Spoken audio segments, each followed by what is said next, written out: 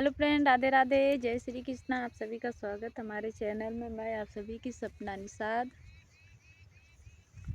आज हम सुहाग गीत सुनाए, बहुत प्यारा गीत, आप लोग जरूर सुनिए। मुरारी पगिया हो मुरारी पगिया, कसी बन्हा मोरे राजा। मुरारी पगिया हो मुरारी पगिया, कसी बन्हा मोरे राजा। सम्हारी के हाँ हो सम्हारी के जवाना, जया मोरे राजा। सम्हारी के हाँ हो सम्हारी के जवाना, जया मोरे राजा। मुरारी पगिया हो मुरारी पगिया, कसी बन्हा मोरे राजा। मुरारी पगिया हो मुरारी पगिया, कसी बन्हा मोरे राजा। सम्हारी के हाँ हो सम्हारी के गेड़ुआ, घोटा मोरे राजा।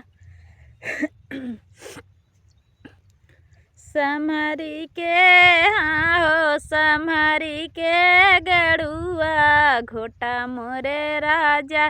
सम्हारी के हाँ हो सम्हारी के गेड़ुआ, घोटा मोरे राजा।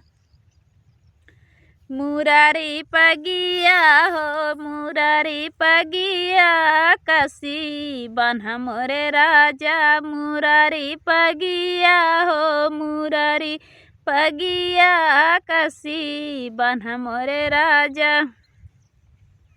सम्हारी के हाँ हो सम्हारी के बिरवा, कुचा मोरे राजा।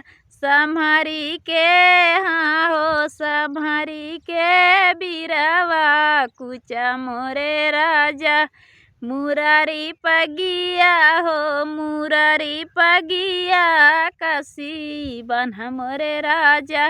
मुरारी पगिया हो मुरारी पगिया, कसी बन्हा मोरे राजा। सम्हारी के हाँ हो सम्हारी के सजिया, सोया मोरे राजा।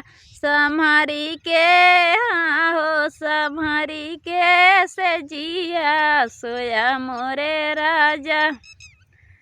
मुरारी पगिया हो मुरारी पगिया, कसी बन्हा मोरे राजा। मुरारी पगिया हो मुरारी पगिया, कसी बन्हा मोरे राजा। अच्छा लगे तो लाइक या कमेंट या शेयर किया।